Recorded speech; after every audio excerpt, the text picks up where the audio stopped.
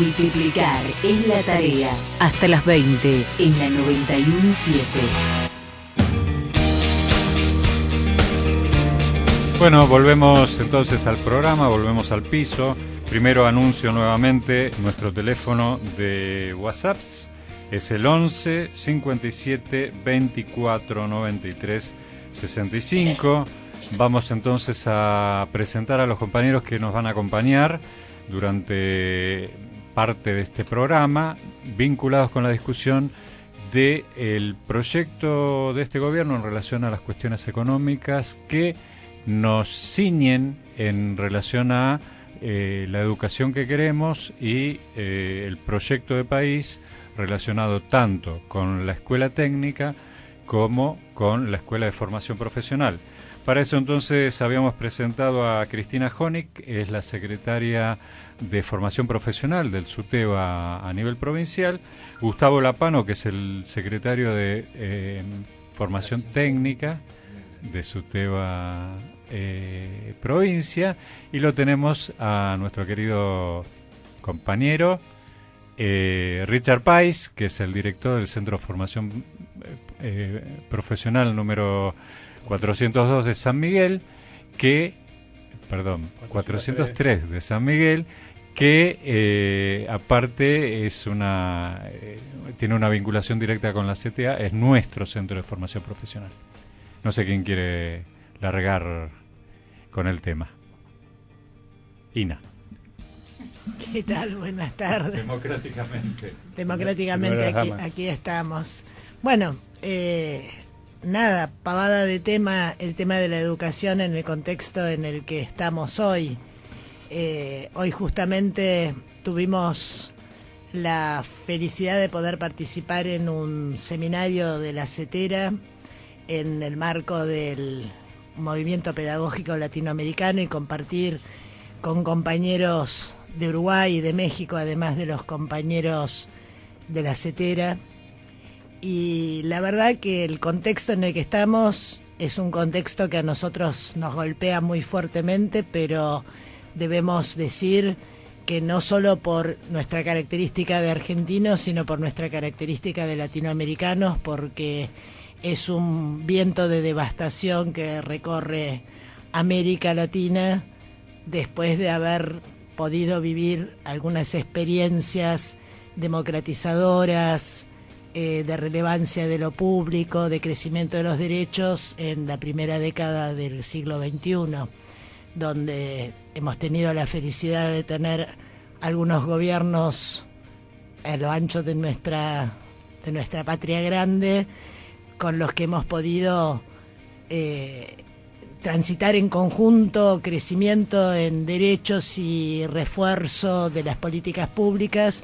Y bueno, y esto es lo que estamos viendo fundamentalmente en el ámbito de lo público, una devastación terrible que está sucediendo. La verdad que fueron las primeras medidas desde que cambiamos, fueron la devastación de todo lo que fue lo público y todo lo que fue la ampliación de los derechos y todos los espacios de democratización y de posibilidad de transformación de la realidad. Entonces, en el marco de esto, nosotros vemos con preocupación y con ocupación, nos estamos ocupando de lo que es lo central para una organización como la nuestra, de defensa de los trabajadores, pero de defensa de los derechos de la comunidad educativa, de defensa de la educación pública, y los avances y las modificaciones que se proponen para la educación las estamos siguiendo con suma preocupación y con suma urgencia en generar todos los mecanismos de difusión y todos los mecanismos de organización y todos los mecanismos de democratización hacia, fundamentalmente desde abajo, de la palabra y de la experiencia del pueblo, porque tenemos que defender nuestra educación pública atada a un proyecto de país y a una posibilidad transformadora de la realidad. Entonces, esto es lo que nos preocupa en general, más allá del nivel o la modalidad en la que cada uno de nosotros estamos trabajando en concreto, pero la educación pública, tal cual nosotros la concebimos, debemos debemos defenderla, pero además debemos reformularnos todos los mecanismos para que esta educación esté a la tónica, al sentir de los momentos que estamos viviendo, pero dentro de lo que nosotros nos planteemos como la educación que queremos. Ina, sin ánimo de ponerte en aprietos, pero para profundizar el debate, vos pensás, porque mucho se ha hablado de la educación técnica, mucho ha pasado en la década del 90 con la educación técnica, hasta casi el exterminio de la educación técnica, y este progreso que hemos tenido durante estos años, ¿ha sido apropiado por la escuela pública, por el docente, por la gente, lo mismo que con formación profesional?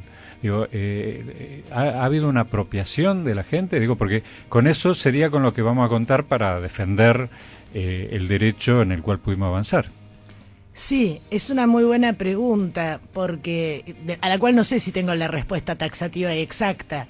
Yo creo que los procesos de construcción y de avance en derecho y de transformaciones de la realidad tienen tiempos que son a veces más largos de lo que necesitamos para poder en los cortos tiempos que nos brinda la historia de felicidad, de poder avanzar, poder consolidarlos. Desde ahí yo creo que hay una gran parte de la población que se ha apropiado de esto, en los beneficios. Hemos asistido con orgullo a frases de padres que dicen mi hijo es la primera generación que ha terminado la secundaria, o mi hijo es la primera generación que va a tener un estudio terciario o universitario. Esto porque la educación pública abarca todos los niveles, y también en esta etapa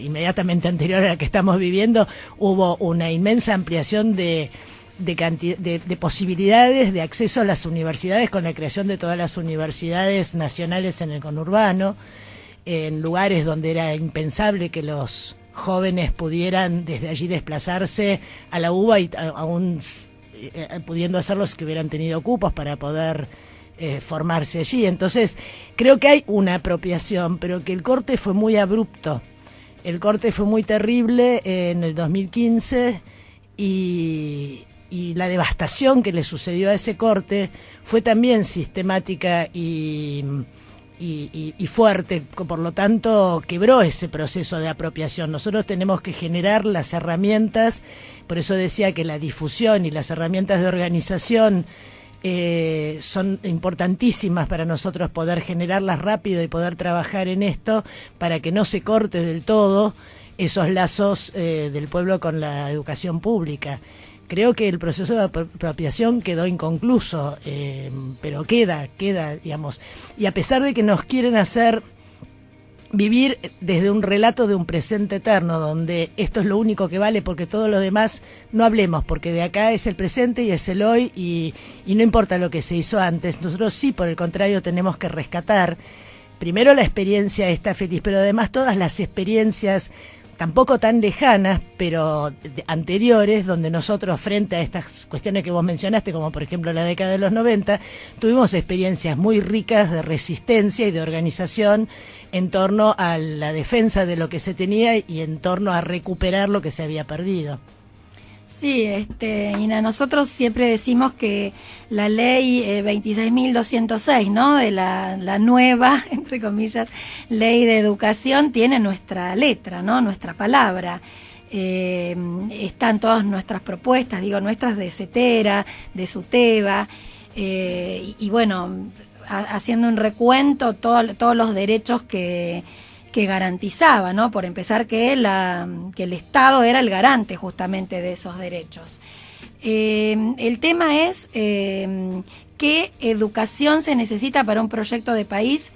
Yo le digo restauración conservadora, porque para mí es, claro, el viejo país agroexportador con las finanzas además como un eje fundamental, el mundo financiero, y con algún ayornamiento, pero nada diferente bajo el sol, me parece.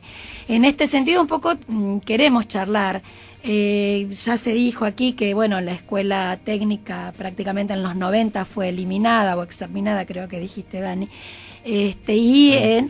aniquilada. Y en esta ley de estos años inmediatos pasados se recuperó, pero se recuperó con una mirada además orientada a la formación del ciudadano, no solo mera mano de obra, sino todo un contenido interesante, la participación, en fin, de los adolescentes como ciudadanos. Sé, Gustavo Lapano, que sos casi diríamos un especialista en escuelas técnicas. ¿Cómo ves cómo ves este proyecto de país, las escuelas técnicas y en todo caso la formación de los adolescentes? Sí, no, un especialista no, yo soy era un chiste. Un maestro de taller de una escuela técnica de Quilmes y que me toca voy por mi segundo mandato en la Subsecretaría de Educación Técnica en la Secretaría Gremial de SUTEBA. Y bueno, y esto que decías, en los 90, justamente en los talleres de esa escuela donde yo estoy, egresado además de una ENET número 1 de Tandil, en los talleres de esta técnica 6 de Quilmes, nosotros debatíamos y discutíamos justamente lo que nos habían quitado, que era que nos habían achicado la escuela a 3 años. Y eso era el ajuste que se venía. Y en un proyecto de país que era un país sin industria, un país que no necesitaba una inversión sostenida como la que se necesita en una escuela técnica, o en una escuela agropecuaria en este caso también. Pero en eso ahí me quedaba pensando en lo de aniquilado o exterminado, la verdad que quienes estábamos en los talleres sabíamos que venían por eso, y quienes estábamos ahí resistíamos. Y resistimos de una manera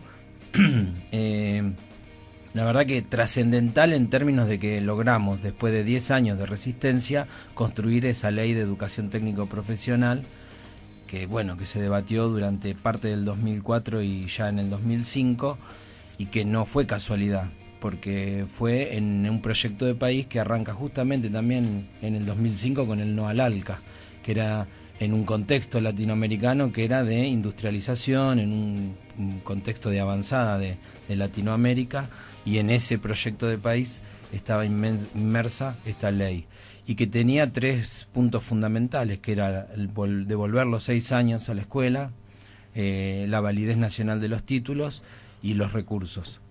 Y los recursos lo pongo en un punto porque uno de los puntos de debate fue de dónde iba a salir esa plata, porque la vieja escuela técnica del CONET, de las ENET, estaban financiadas por las industrias, por las empresas, por un impuesto específico que se cobraba y que la dictadura justamente había eliminado, porque la dictadura primero y después el proyecto de los 90 estaban emparentados.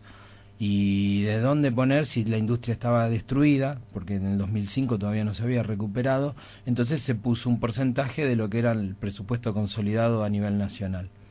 Y esos recursos, durante 10 años, fueron más de 8.000 millones de pesos que se invirtieron en las escuelas técnicas agrarias y en los centros de formación profesional en todo el país. Ahí te interrumpo un poquito, porque presencié una chicana por tele, ¿no? De un funcionario del PRO a Filmus, que les decía, sí, pero en las escuelas técnicas ustedes enseñaban, y nombró una materia antiquísima. Roblonado. Bueno, ¿qué pasó durante estos últimos 10 años? ¿Es verdad que estaba tan atrasada o se incorporaron nuevas tecnologías, nuevas herramientas? Las escuelas durante estos últimos 10 años fueron absolutamente todas equipadas con planes de mejora y con las necesidades que requería la escuela, que a diferencia de como era antes con el CONET, que te mandaban las cosas centralizadas, en un organismo muy centralizado. En esta etapa las escuelas podían diagramar y armar un plan de mejoras para mejorarlo además, ¿no? Porque tuvo muchos defectos, pero más allá de todos esos defectos se prepararon las escuelas para, por ejemplo, para la incorporación de alumnas, de estudiantes, que no había.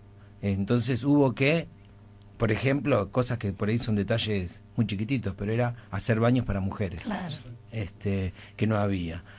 además de la inversión en infraestructura, además del equipamiento, además de los contenidos, supongo. Bueno, sí, la adecuación de los contenidos a las nuevas tecnologías. Ahí está. Richard Páez, el director del 403 de San Miguel, te veo asintiendo, no sé qué tenés ganas de decir.